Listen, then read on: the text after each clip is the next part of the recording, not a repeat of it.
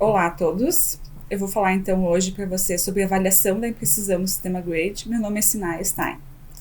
Declaro não haver potencial conflito de interesse. Bom, a gente vai falar brevemente então sobre o sistema GRADE, né? Como a gente faz a avaliação da imprecisão no sistema GRADE, exemplos e considerações finais. Bom, o sistema GRADE é um sistema abrangente para avaliação de evidências e desenvolvimento de recomendações. Ele está em uso por mais de 100 organizações em 19 países. Ele possui 4 níveis de evidências: alto, moderado, baixo e muito baixo. Nesse quadro aqui que eu apresento para vocês a definição de cada nível de evidência e suas implicações. Então, por exemplo, o nível de evidência alto, a sua definição que é uma forte confiança de que o verdadeiro efeito esteja próximo daquele estimado, e como implicações, é improvável que trabalhos adicionais irão modificar a confiança na estimativa do efeito. Já um nível de evidência muito baixo, a confiança na estimativa de efeito é muito limitada, há importante grau de incerteza nos achados. Então, como implicação, qualquer estimativa de efeito é incerta. Bom, mas quais informações sobre os estudos afetam a nossa confiança de que a estimativa de um efeito está correta? Bom, eu trouxe algumas perguntas que a gente deve avaliar, considerar na hora da gente estar avaliando, né, o sistema GRADE. Então, quantos estudos foram agrupados para obter essa estimativa? Quantos pacientes os estudos incluíram? Qual a amplitude dos intervalos de confiança em torno da estimativa de efeito? E quais eram os alinhamentos desses estudos? Essas duas questões que eu grifei aqui, que eu destaquei, elas são importantes quando a gente vai avaliar o domínio em precisão, né, que é o objetivo dessa aula. Então, quantos pacientes os estudos incluíram? Qual a amplitude dos intervalos de confiança em torno da estimativa de efeito? São perguntas que a gente deve levar em consideração quando a gente está avaliando, então, o domínio em precisão. Bom, sobre a avaliação do domínio, né, de imprecisão no sistema GRADE, então, ele é um critério que pode ser considerado no rebaixamento do nível de confiança. A gente pode penalizar devido à alta probabilidade de erro aleatório. Em geral, os resultados são imprecisos quando os estudos incluem relativamente poucos pacientes e poucos eventos, e um amplo de intervalo de confiança em torno do estimativo de efeito, que pode variar, por exemplo, de grandes riscos a grandes benefícios. Então, a gente tem que cuidar esse amplo intervalo de confiança, podendo variar de grandes riscos a grandes benefícios. Bom, o que a gente deve considerar quando a gente está avaliando a imprecisão? 2 critérios, então, o tamanho da amostra e número de eventos. Para isso, a gente precisa ter um tamanho ótimo da informação, e como regra geral, eu trago para vocês, para desfechos categóricos, mais ou menos 300 eventos, e para desfechos contínuos, 400 participantes. Aqui eu trago para vocês, então, uma revisão sistemática, publicada na Cochrane, sobre protetores de quadril, né, para prevenir fraturas de quadril em pessoas idosas. Esse conjunto de evidência, então, incluiu 4 estudos, e podemos ver, então, que é um desfecho, né, categórico. Ele incluiu, né, ele teve esse conjunto de evidência mais de 500 eventos. Então, a gente atingiu o tamanho ótimo da informação. Vamos para o nosso outro critério que a gente deve considerar para avaliar a imprecisão, que é um intervalo de confiança, né, que inclui um efeito nulo e benefício ou risco, ou uma diferença mínima clinicamente importante ou regra geral, né, que é um risco relativo menor que 0,75 ou maior que 1,25. Voltamos para o nosso exemplo de, né, protetores de quadril em pessoas, para prevenção de fraturas em pessoas idosas. A gente viu então que o tamanho ótimo da informação foi atingido, o nosso primeiro critério para avaliar a imprecisão, e vamos ver então o intervalo de confiança. Aqui nós podemos ver então que o conjunto da evidência, né, por desfecho mortalidade, tem um risco relativo de 0,96, então uma redução de 4% de mortalidade, variando, né, de 16% de redução até um aumento de 10%. Bom, aqui nesse intervalo de confiança, né, nesse risco relativo e no intervalo de confiança, ele na minha avaliação, ele não é estreito o suficiente para a gente ter certeza que o efeito está dentro do limite. Então, nesse caso, tá? Porque a gente pode ter tanto uma redução de 16%, quanto um aumento de 10%, então, na mortalidade, né? Que é um desfecho importante.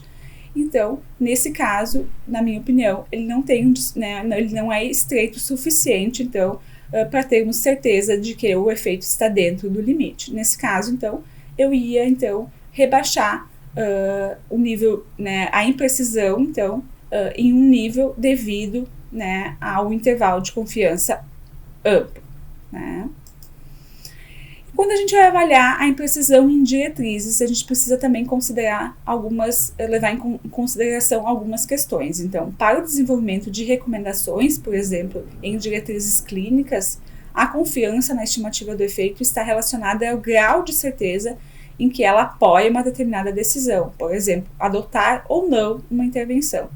Então, maiores níveis de precisão são necessários para apoiar uma recomendação a favor né, de um tratamento, quando um grande efeito é necessário para fazer o tratamento valer as consequências indesejáveis.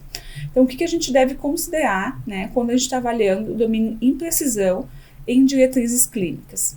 Até que ponto a confiança na estimativa do efeito é adequada para apoiar a decisão? Efeitos sobre os desfechos devem ser considerados, então, a gente deve considerar os benefícios e os riscos juntos. Determinar limites de acordo, né, com quanto dano seria aceitável dado um benefício ou vice-versa. A gente pode usar a regra do 0,75 ou 1,25, né? E alguns desfechos podem ser mais importantes do que outros, então isso pode variar um pouquinho, tá? Então agora vou apresentar para vocês alguns exemplos para poder clarificar um pouquinho as informações dessa avaliação da imprecisão. Bom, o primeiro exemplo que eu trago para vocês aqui, então, é uma questão PICO, né, onde os pacientes eram pacientes com diabetes mellitus tipo 2, a nossa intervenção é GLP-1, é um medicamento para a redução da hemoglobina glicada, né, nos pacientes com diabetes mellitus tipo 2. A nossa comparação é um outro medicamento também, que faz redução dessa hemoglobina glicada, que é o DPP-4, e o nosso desfecho, hemoglobina glicada. Aqui esse conjunto de evidência incluiu 7 estudos, né? Hemoglobina glicada é um desfecho contínuo, então, né, diferença de médias, e a gente pode ver que ele incluiu mais de 4 mil pacientes, tá? Então, o nosso tamanho ótimo da informação foi atingido. Vamos para o nosso segundo critério para poder avaliar a imprecisão, né? Vamos avaliar o intervalo de confiança, né? Se ele está amplo o suficiente. Bom, aqui, né, a diferença das médias, né, houve uma redução de 0,44, né, em relação à hemoglobina glicada, variando de menos 0,68 a menos, né, uma redução de 0,20, tá? Então, se eu estivesse avaliando para uma revisão sistemática e não tivesse definido uma diferença mínima clinicamente importante, tá?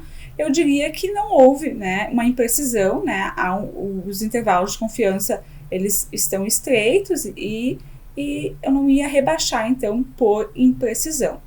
Porém, se eu estivesse avaliando para uma diretriz e tivesse decidido, né, combinado e titulado uma redução mínima da hemoglobina glicada de 0,5, nesse caso a gente pode ver que o tamanho ótimo da informação foi atendido, porém, a nosso intervalo de confiança ele não atingiu uma redução mínima de 0,5, porque ele variou de uma redução de 0,68 a 0,20, tá?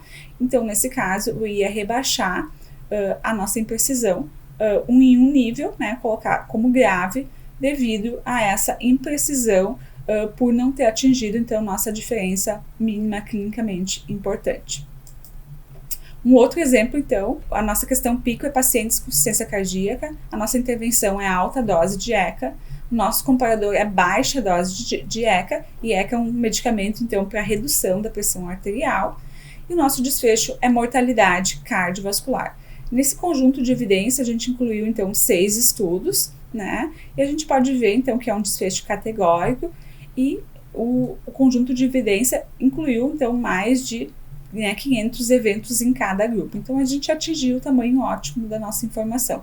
Vamos para o nosso segundo critério, que é o risco relativo, né, o intervalo de confiança. Aqui podemos ver que houve uma redução, então, de 7% na mortalidade cardiovascular, variando, então, na melhor das hipóteses 15%, na pior das hipóteses, então, 1%, tá? Então, se eu estivesse avaliando por uma revisão sistemática e não tivesse definido uma diferença mínima clinicamente importante, eu não ia rebaixar, então, o nível da minha imprecisão, né? Eu ia considerar preciso, então, esse intervalo de confiança.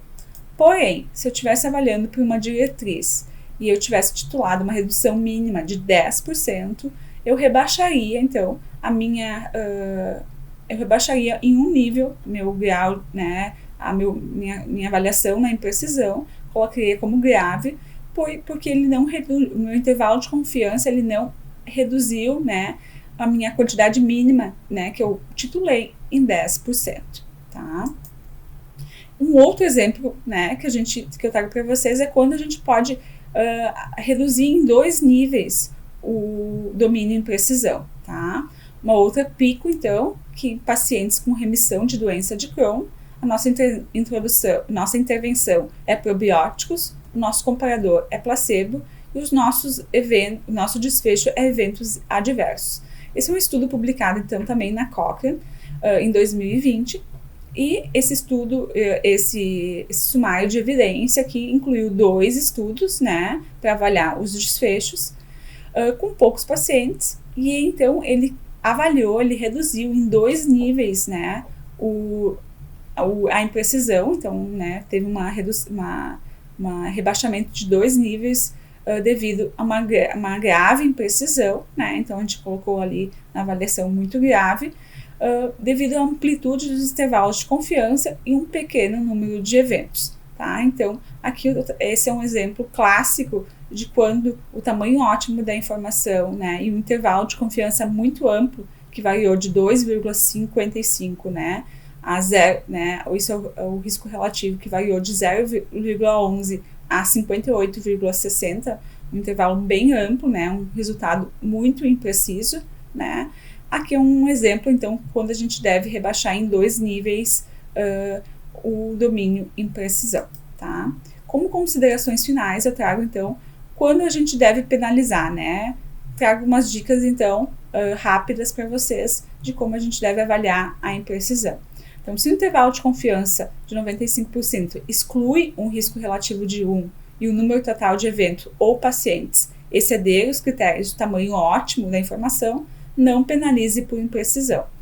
E se o intervalo de confiança incluir benefício ou dano apreciável, ou seja, risco abaixo de 0,75 ou acima de 1,25, independentemente se os critérios de tamanho ótimo da informação forem atendidos ou não, penalize por imprecisão. Bom, era isso que eu tinha para passar para vocês. Eu fico à disposição. Muito obrigada.